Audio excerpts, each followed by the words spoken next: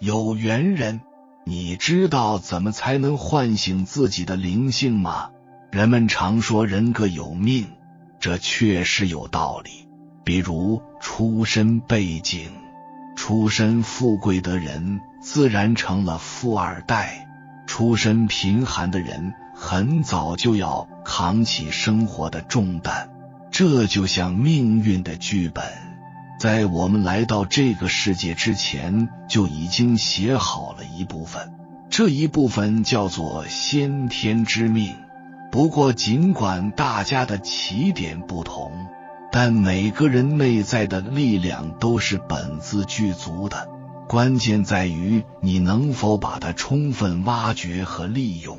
而这一切的核心就在于你灵性觉醒的程度。在这个世界上，聪明人不少，但真正有灵性的人却凤毛麟角。那么灵性到底是什么呢？灵性是一种比较复杂多维的特质，无论是道家的修行、佛家的参禅，还是儒家的格物，这些不同的体系都强调修行的重要性。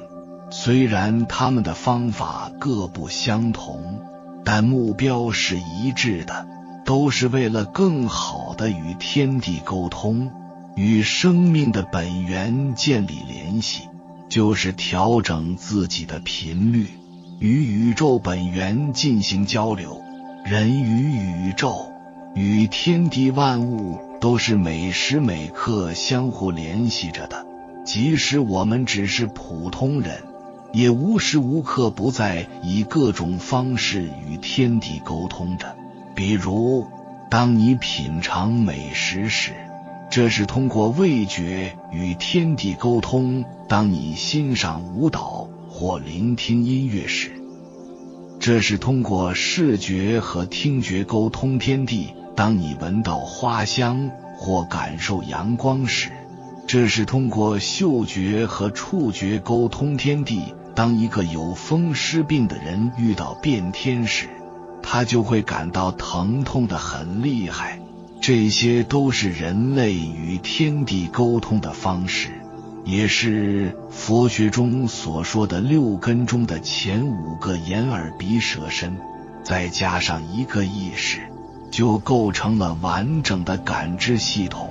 通常情况下，我们通过前5个接收信息，再经过大脑处理后形成意识，并进一步转化为知识和行动，进而影响外部世界。这是一个循环的过程，也是我们日常与世界互动的基础模式。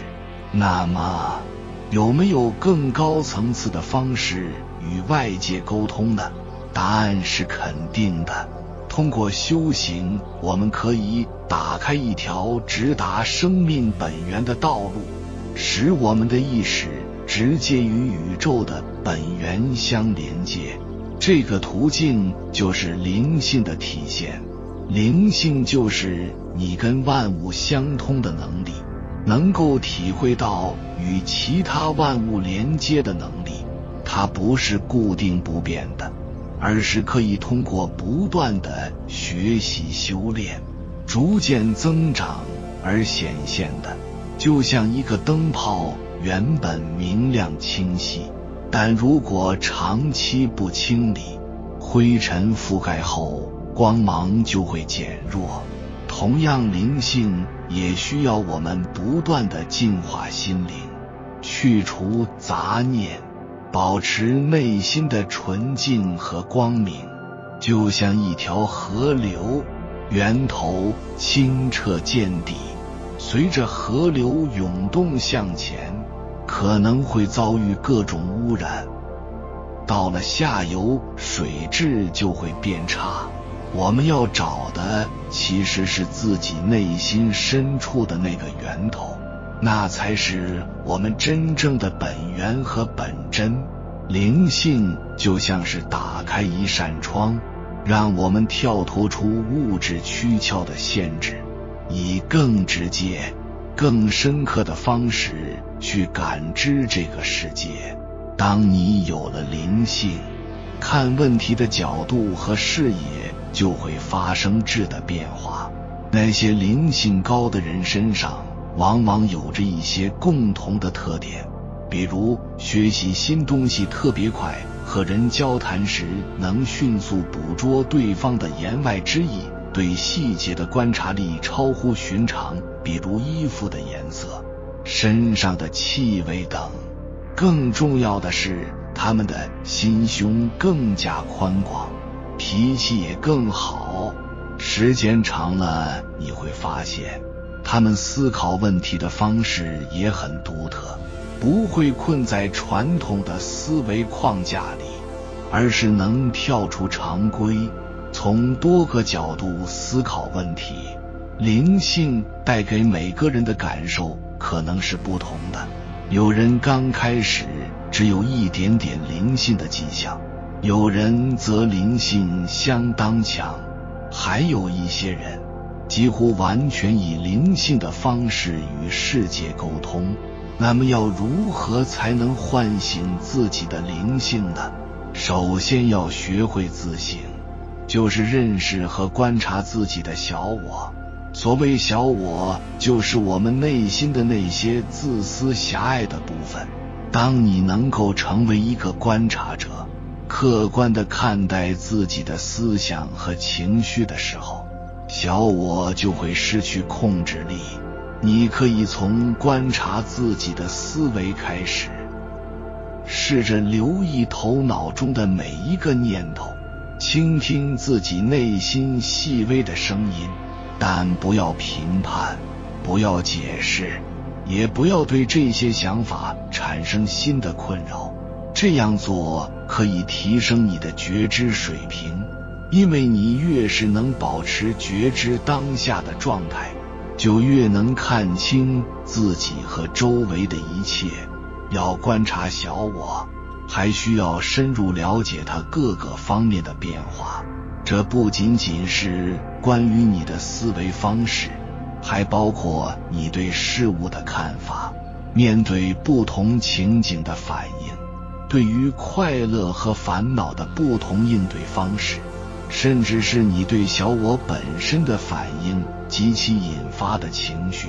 这些反应往往是自动化的，通过观察，你会逐渐了解到小我的全貌。有时候你可能会对小我不满，但要记住，这种不满本身也是小我的一部分。当你有了足够的觉知，就不会轻易被小我的情绪所左右。你不再对小我做出反应，它的力量就会逐渐消散，就像一个漏气的气球一样，虚空且无力。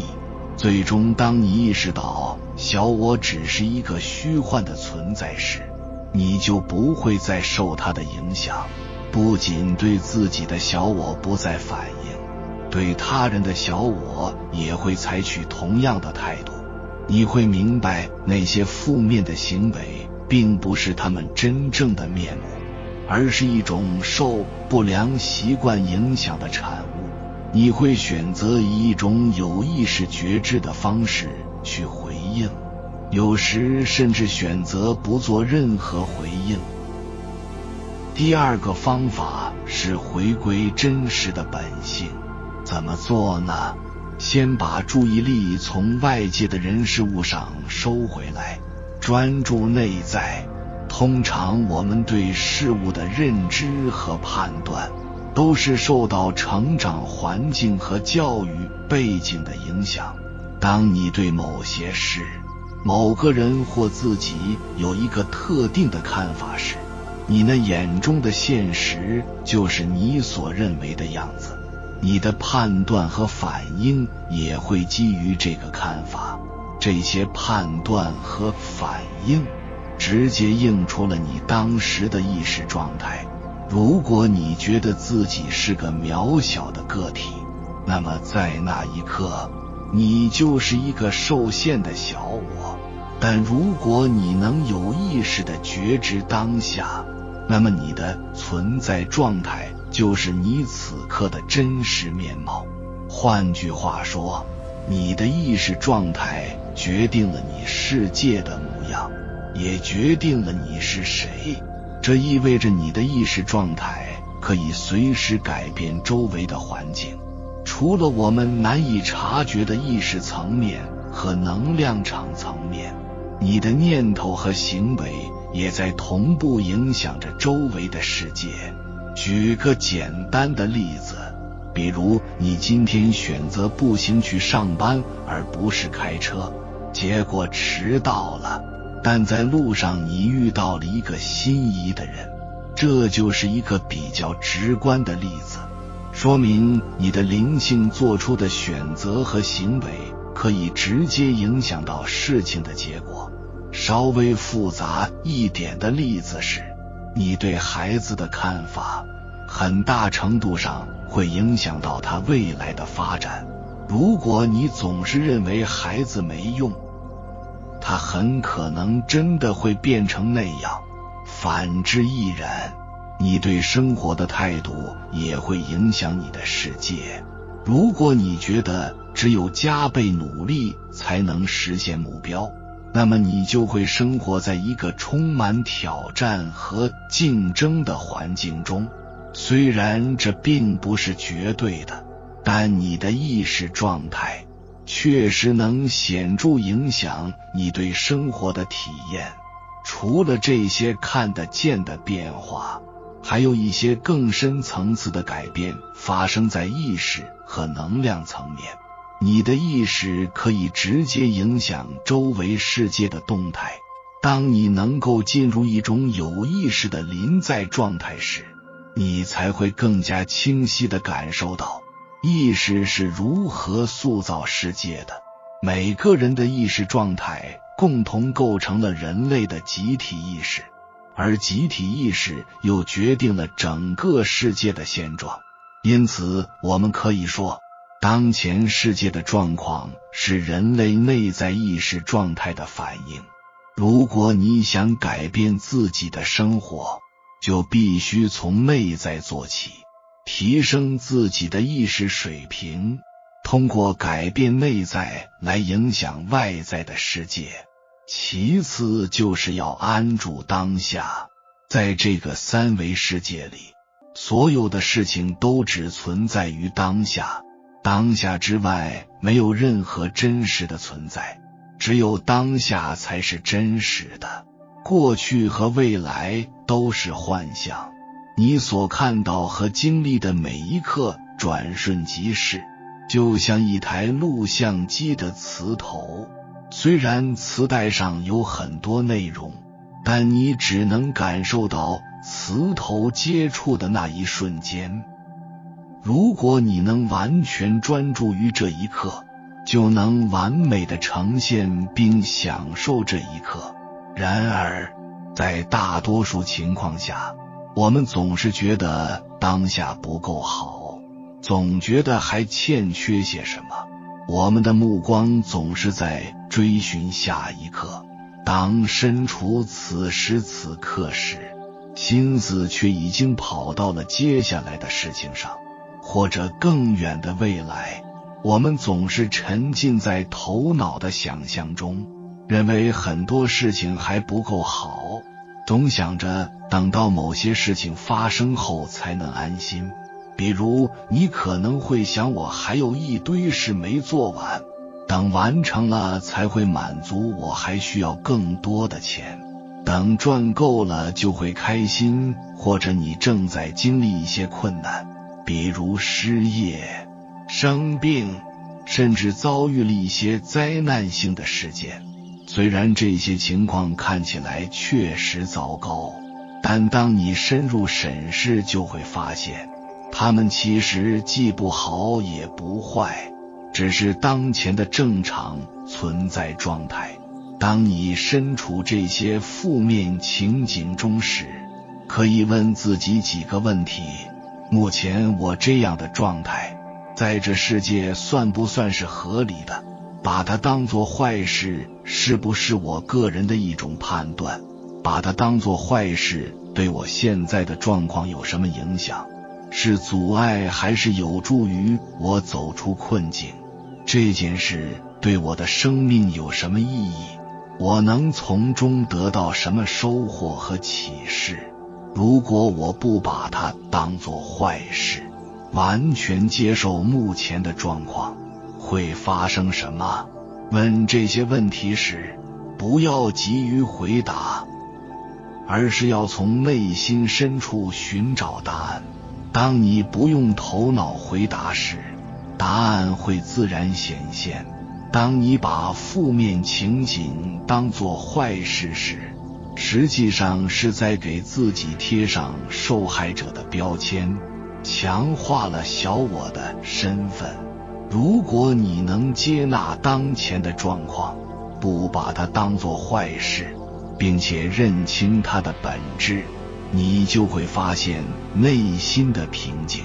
这种平静是你从负面情景中收获的最宝贵的财富。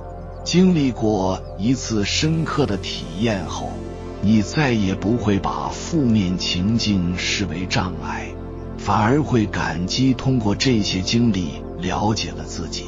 这时，那些所谓的负面情境似乎都不再是负面的了，它们只是你生命中的一部分。生活中有很多这样的例子，有些人经历了巨大的痛苦后，突然领悟了生命的真谛，仿佛是凤凰涅槃，重获新生。为什么会这样呢？因为在大多数情况下，人们总是习惯用自己的想法去争取外界的认同。当遭遇一些意外或打击时，之前认同的观念和信念可能会瞬间崩塌。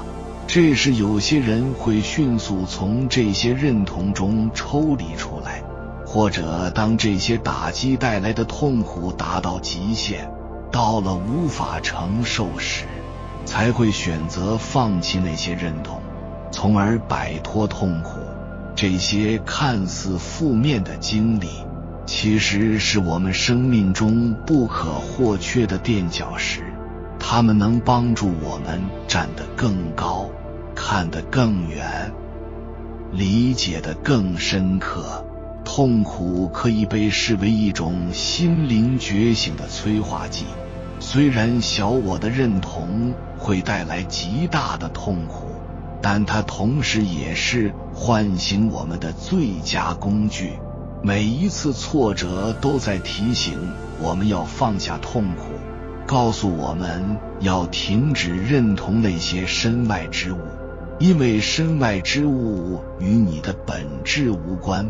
要放弃你认同的事物，放下对外在事物的执着，从而回归真实的本性。要放下以前认同的事物，首先要觉知自己的思想模式，看看哪些是你最认同的，哪些是你相对认同的，识别出他们的真实面目，然后从这些认同中彻底回归到当下的本真。要知道，你认同的，无论看起来多么合理，都只是被过去习惯思维束缚的思想。认同这些思想，就是在认同幻象。还有什么比认同幻象更徒劳的呢？你所有的痛苦，都是因为你对当下的抗拒造成的。无论你正在经历什么，只要你在抗拒当下的现实，你就会感到痛苦。即使你再次经历病痛折磨，抗拒也是你痛苦的主要原因。放下抗拒，最终只剩下身体的一些疼痛和不适，这些只是身体的感觉。如果你能接纳这种感觉，疼痛也会逐渐减轻。当你不把疼痛当成一回事时，痛苦就会慢慢消散，最终你的接纳会转化为深沉、平和、喜乐。这才是康复的最佳良药。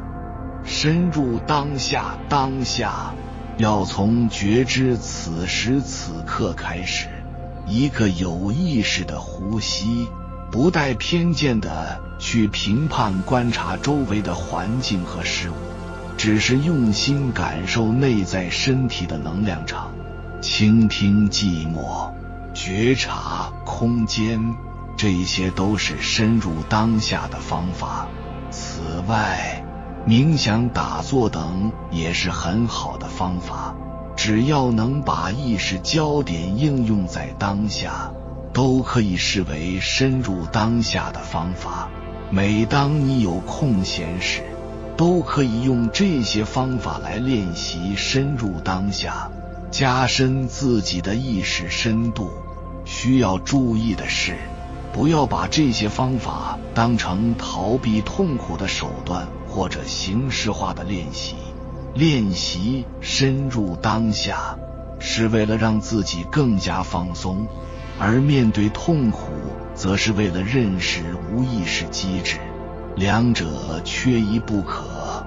只有认识所有的无意识机制，你才能变得更加有意识，否则你可能会陷入一些无意识的模式而不自知。每一次的痛苦或负面情绪都在提醒你要更加警觉和觉知，无论无意识的能量有多大，在觉知的光照下，它都无法遁形。如果把无意识比作黑暗，那么觉知就是一道光，光照射到哪里，哪里的黑暗就会消散。不需要与无意识斗争，只需要把觉知带入无意识，就等于把光带入黑暗。你照亮了自己的世界，并向外散发光芒。当你练习一段时间的深入当下后，你的意识状态会发生明显的变化。你可能会很少再创造负面情绪，负面情绪也不会再影响到你。在深入当下时，你会感受到完全处于当下的宁静。这种宁静是一种深刻的喜悦，超越了所有世俗的快乐。这种喜悦不是因为发生了什么事情，而是源于自己的内在，是你本来就拥有的快乐。这种感觉也可能会因某些原因而一时流失，但本体的喜悦一直都在，只是因为你觉知意识的临在不够深刻，而未能感受到。不要用概念给这些体验贴标签。当你感受到本体的喜悦时，思维可能会跳出来解释这种感觉，并将它们概念化。当这些思维出现时，不要理睬它们。当你变得越来越有觉知力时，小我就会失去它的控制力，而你的思维才会开始为你服务。以前未被观测的思维形成了小我的主导，但现在你成为了它的主人。当思维连接到直觉时，你的内在机制就会变得极其高效。当思维连接到觉知时，你的能量场就会变得极其高效，你的一举一动都会充满灵性。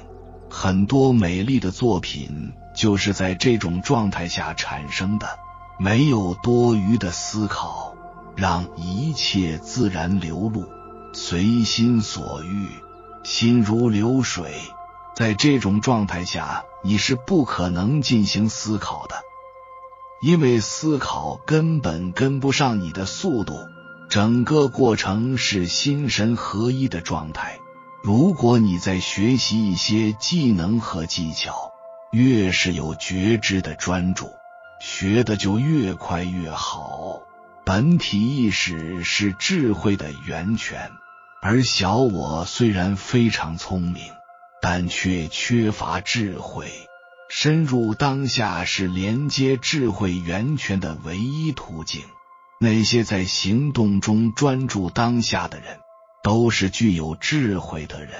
无论他们是成就一番大事业，还是做一些看似不起眼的小事，这些人可能在某些领域表现出色，也可能是深居简出的人，但他们通常都非常谦逊，不做作，只是做本然的自己。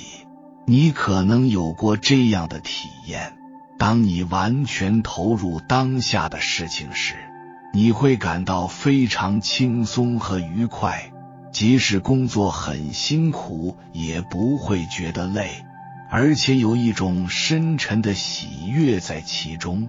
这就是安住当下的好处之一。主要原因是你没有过多的思考来制造多余的情绪和压力，全然地处于当下，所有的注意力都集中在这一刻，没有分散给其他与当下无关的事情。这样你才是最有力量的。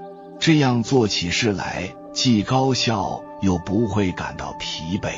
事实上，你可以时刻处于这样的状态，在任何时候都全然临在，把意识的焦点放在当下，对于头脑中的思维有所觉知，在每一次思维的间隙中停留更久。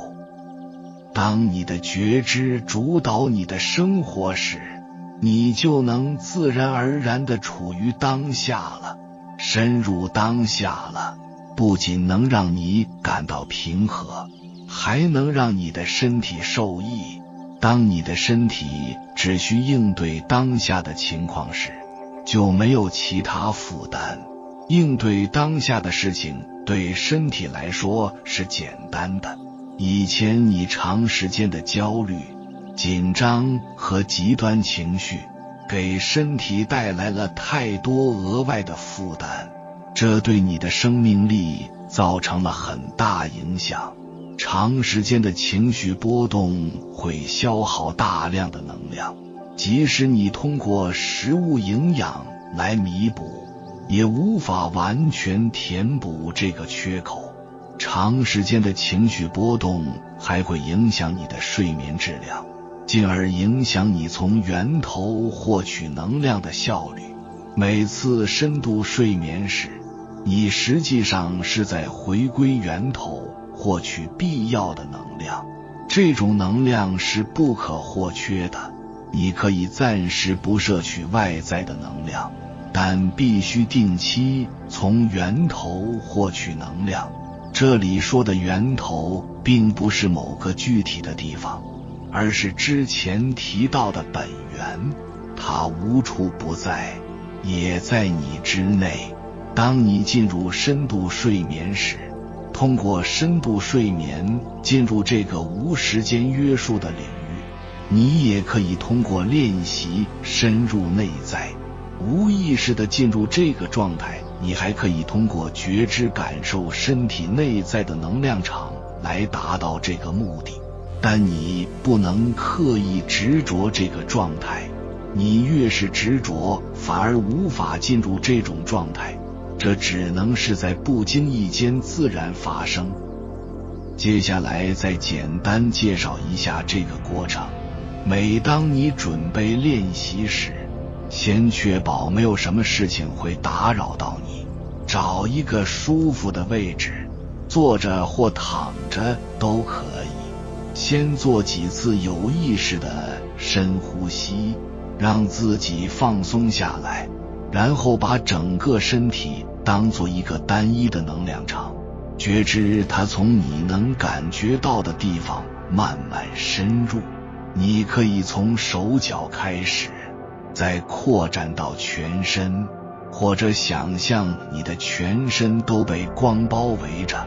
当你能感觉得到这个单一的能量场后，安住在这个感觉上，不不要对它进行心理评判或描述。这时候你可能会发现对外部的感觉变得不太清晰，而内部的能量感越来越强烈，带来一种清晰且平静的存在感。就在这时，继续专注在这样的感觉上，随着对内在能量感受的加深，这种感觉会逐渐淡化，最终带你到达一个纯净的意识状态，那里没有时间和物质，只有纯粹的意识。在这个状态下，你可以尽可能的停留，享受这份超越日常的宁静，直到你做好回归的准备，然后轻松回到现实世界。这听起来可能有点不可思议，但是一旦亲身体验过，你就能理解它的真谛。经历过之后，你可能会对生命有更深的认识。这样的体验比起世界上任何财富都更加宝贵，它能帮助你连接到更深层次的智慧，提升你的灵性。但是要注意，不要让大脑过度活跃，试图用过去的思维模式来解释这些体验。保持对思想的觉察，辨别哪些是真正的内在启示，哪些可能是小我意识的干扰。虽然这种深层的解脱状态非常吸引人，但也不要过于执着，因为过分的追求会变成一种新的欲望。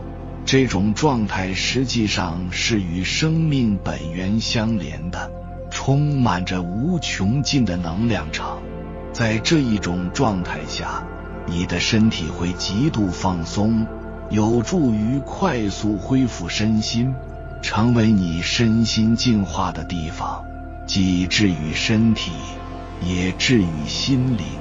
即使你感到非常疲惫，只要好好睡一觉，第二天就能精力充沛。相反，如果睡眠质量差，即使没有做什么事情，也会感到非常疲倦。从沉睡中觉醒是一个大胆的过程，每个人都向往最终的结果，平和，但没有人准备好跨越混乱和痛苦的桥梁。睁开眼睛看清幻象需要巨大的勇气。以下7个迹象表明你正在走这条勇敢的道路，比你想象的更接近强大的转变。1. 对自身行为的觉察增强。很多人问我，为什么大多数人都在沉睡？一个简单的原因，他们不想为自己的行为负责。许多所谓的灵修者也躲在理性概念背后，他们安于现状。他们的无意识行为让他们一次又一次陷入类似的循环和人生课题。他们不质疑自己的行为，而是轻易地责备他人或躲在智力背后。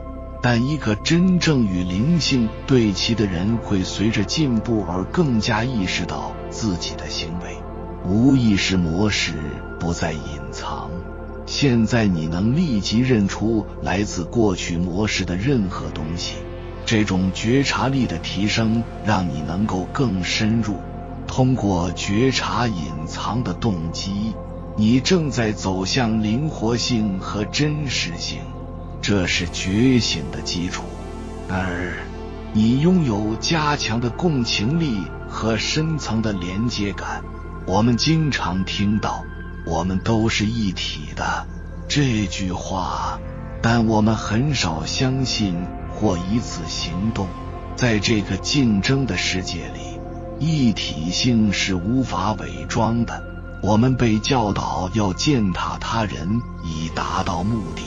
然而，当你越接近觉醒，你就会获得深刻的一体感。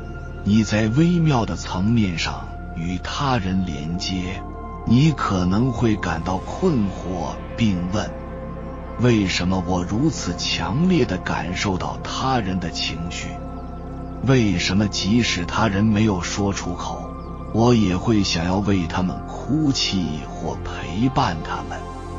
为什么我与动物、自然或其他生命有如此强烈的连接？为什么我在大自然中、某些地方或某些人身边感到如此平静？为什么？因为你的心在灵魂层面上与他们连接和感受，他人不再是他人，而是你的延伸。当你越接近觉醒，你就会获得这种无法摆脱的一体感。这种平和的感觉消解了与生命的任何冲突，让你融入生命的流动。3. 你对生命的内省增加了。90的人在醒着的生活中梦游，他们在他人铺就的道路上游荡，他们认为这是获得快乐和满足的唯一方式。为什么不呢？成功人士营销权力，他们似乎什么都有，但没人告诉他们，这些成功人士仍然缺乏深层的平和，否则他们就不会工作的那么辛苦。认为外在事物能满足你是一种混乱的疾病。一个与灵性对齐的人会反思生命，他们提出困难的问题，努力按照内心的感受引导自己的生活。社会、成功、政治和权力都不能束缚他们，他们成为叛逆者，勇敢地开辟一条真正实现自我的独特道路。如果你经常反思并优先考虑生命中真正需要的东西，你就走在觉醒的道路上，社会的催眠不再对你起作用。4. 摆脱标签。觉醒是一个溶解的过程，溶解那个通过学位、权力、关系、吸引力或金钱来看待和强化自己的自我。我看到女性越来越适应自己的本色，她们停止使用化妆品或去美容院，她们的自然美在简单中绽放。我看到成功人士放弃他们辛苦获得的学位和职位，因为他们更愿意放下。我看到人们谦逊地运用他们的权力地位来提升他人。我看到不那么富裕的人不张扬地捐出他们的钱。他们有一个共同点，不再渴求外在的认可。如果你能在没有外在认可的情况下轻松做自己，那么你就越来越接近内在的自我。这也意味着他人失去了对你的控制力，你在内心获得了一种新的自由和满足感。你的核心价值观已从外在成功转向内在实现。5. 你的控制欲望松开了。控制是心智的需求，他想要感到安全。为了感到安全，心智管理事物并试图控制他人。但当你越接近觉醒，控制就会从手中溜走，不是因为你做了什么来放手，而是因为你只是放松了握持。放下控制不是一个人做的事情。当你以臣服的态度生活并信任生命时，它就会发生。这个强有力的迹象表明你的心智正在溶解，你正慢慢地臣服于生命的流动。6. 你感受到可能暂时让你情绪瘫痪的强烈情绪，这是最艰难的阶段。我知道，因为我经历过很多次，但这也是最幸福的礼物。你是否想知道一个创伤性的阶段怎么会是幸福的礼物？这是因为它正在释放你的密集情绪，这是一个进化的阶段。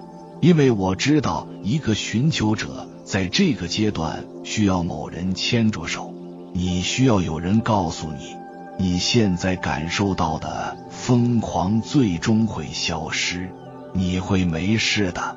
但不是每个人都会经历这个强烈的阶段。为什么？因为很多人在保护自己免受消极或强烈的黑暗情绪的影响。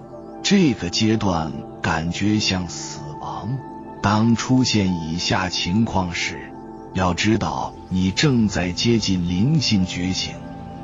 无缘无故的过度反应，感到不知所措和过度敏感，没有外在情况触发，泪水或愤怒在血管中流淌，感到无助或沮丧，身体没有任何能量，你知道自己无能为力，无法感觉良好，从内心深处感到注定如此，没有原因或外部刺激，内心的痛苦刺穿你的心，要对自己非常富有同情心，寻求帮助。这个阶段需要人牵着手。寂静吸引着你，这种情况大多与进化阶段同时发生或之后发生。你不想见人、说话或联系任何人，有时是因为那些沉重的情绪，有时是因为解决了问题。你被寂静吸引，寂静是你真正的家，那里有完全的心智静止。大多数人永远不知道真正的寂静是什么，但那些接近觉醒的人越来越经常被吸引其中。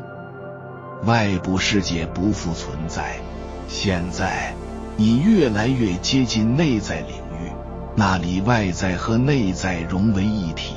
同时，我要提出一些警告，在表演这些特征和真实拥有它们之间有一条很细的界限。如果这些特质自然而然地出现，那么它们是真实的。但如果你躲在治理后面，用空洞的引言来辩解，即使是微妙的，那么你就错过了重点。让生命自然绽放。如果你有欲望、动物性的冲动、竞争精神和证明自己的冲动，那就是你。做你自己没有错，为了给他人留下印象或保持幻觉而伪装灵性迹象，是一种残酷的自我背叛。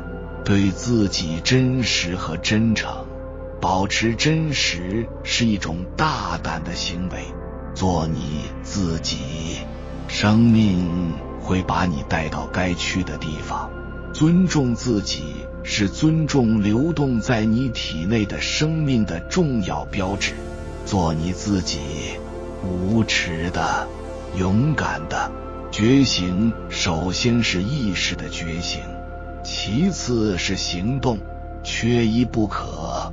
灵性引导行为，慢慢放开内心的控制欲，渴求内在并非外在。越来越多的人开始意识到，真正的力量并非来源于外界，而是源自我们每个人心灵深处的巨大潜能。灵性觉醒，这是一场深刻而奇妙的心灵之旅，带领我们从无知到明悟，从孤独的相连。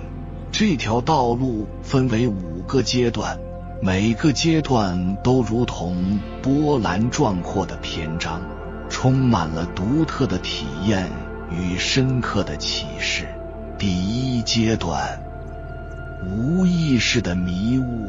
在临近觉醒的初始阶段，我们的世界仿佛被一层厚厚的迷雾笼罩。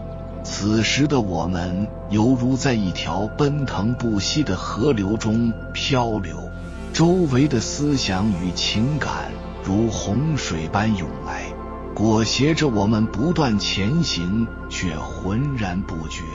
我们对自己的真实身份缺乏清晰的认知，心灵深处似乎被一堵无形的墙隔离，与自我和外界的联系变得模糊。在这个阶段，我们往往沉浸于自我中心的思维，固执地认为自己是世界的核心，我们的观点和感受成为了唯一的标准。一旦他人表现出与我们不同的观点，便会轻易地给他们贴上负面的标签。这样的思维模式宛如一双无形的手，捂住了我们通往理解与同情的视野。我们习惯从自己狭隘的角度出发，结果导致对他人的误解与偏见。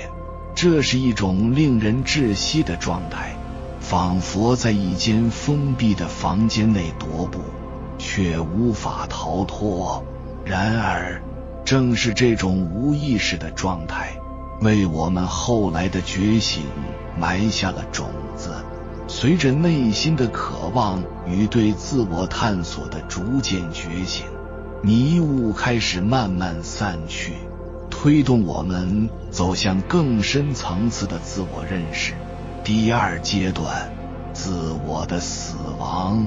进入灵性觉醒的第二阶段，我们的生命旅程迎来了深刻的转折点。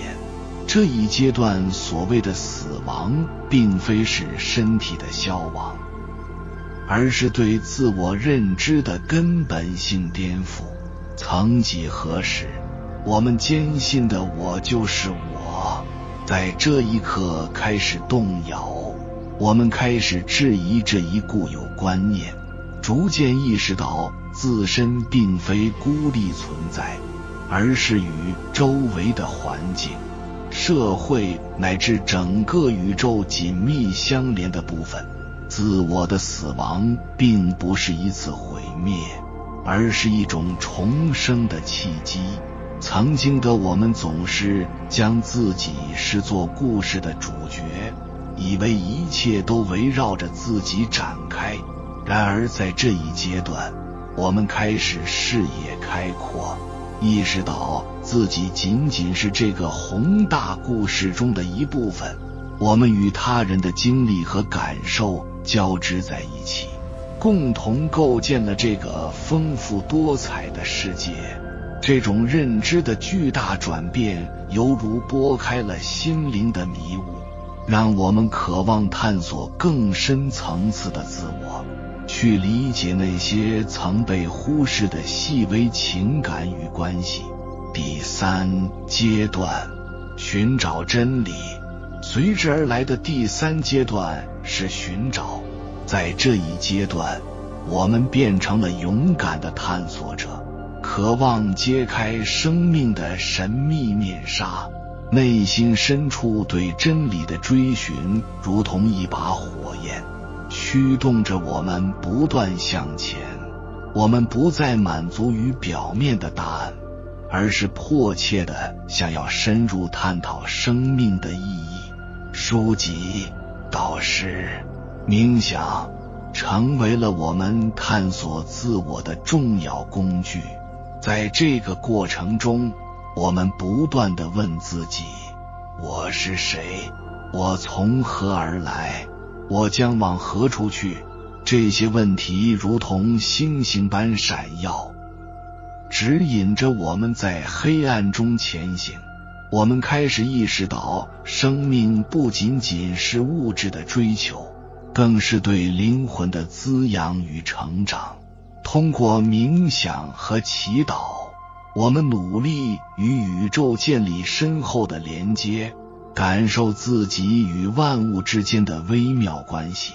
探索的过程可能是漫长而艰辛的，但每一次的内省与反思带来了新的领悟，那些曾经的困惑开始逐渐清晰，我们在心灵的旅程中逐渐找到那个真实的自我。第4阶段，真实的自我。终于，经过一番探索，我们步入灵性觉醒的第4个阶段。在这一阶段，我们不再伪装，勇敢地接纳最本真的自己。这个过程初始时可能会伴随着些许不适，因为我们需要摒弃曾经保护自己的面具，面对内心深处的真实感受。我们开始明白，物质欲望的追求并非生活的核心，内心的宁静与真实才是我们真正渴望的。在这一阶段，我们的身体也开始经历变化，或许会出现所谓的飞升症状。随着我们灵性频率的提升，身体在适应新能量的过程中，可能会感受到直觉的增强，富有启示的梦境，甚至能够触及到未来的某些片段。这些变化如同一扇窗，透出更为丰富的内在体验，让我们领悟到生命的多维性与深邃。这一阶段的核心是对自我与世界的新理解，我们开始以更加宽容的视角看待周遭的一切，意识到自己的存在与他人、与自然之间的深刻联系。我们不再将自己视作孤立个体，而是宇宙中无数因素交织的一部分，明白每一个生命都是有其独特的意义与价值。第5阶段，和谐的生活。最后，我们迈入了灵性觉醒的第5个阶段，和谐的生活。在这一阶段，我们开始依照内心最真实的声音生活，行为决策与内心原则高度契合。我们变得愈发宽容与慈悲，理解到每个人都在各自独特的生命旅程中不断学习与成长。这种联系不仅限于人与人之间的互动，更延伸至我们与自然的深厚关系。我们开始感受到自己与万物之间深刻而紧密的联系，甚至那些看似毫无生命的物体都与我们共享着生生不息的能量。在这个阶段，我们的视野愈加开阔，不再简单地以是非对错来判定事物。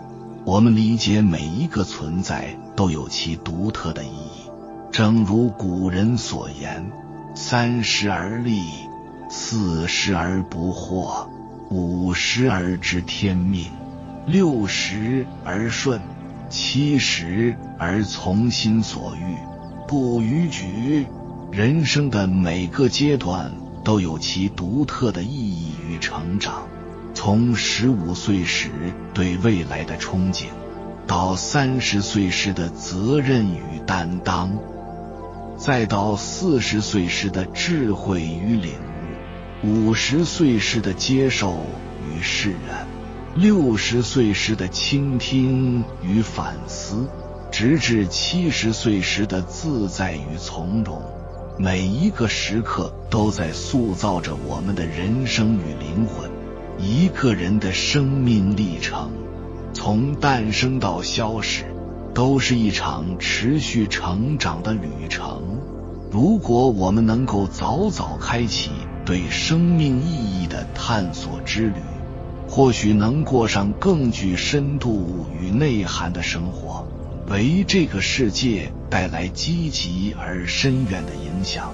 那些令我们忧心忡忡的灾难，也许在我们的觉醒之后能够得到缓解，因为这个世界充满了无尽的神秘，等待我们去理解与领悟。灵性觉醒的道路或许充满挑战，但每一次的突破与成长都将带给我们前所未有的喜悦与宁静。让我们勇敢地踏上这条探索之路，去发现更加真实、更加美好的自己。让爱与光明透过我们的灵魂，点亮这个世界的每一个角落。通过这样的觉醒，我们不仅成就了自我，更为周围的人与这个世界注入了更深的理解与关怀。让我们一起走向那光辉的未来，去探索更广阔的心灵宇宙。有缘人，感谢你看到最后。如果今天的影片对你有所帮助，请按个赞给我响应，回复一句灵性觉醒的机缘已到。愿你早日走上属于自己的轨道，走向生命觉醒的强者之路。还没有订阅频道的，请点击右侧的订阅按钮，与我们建立更深的连接。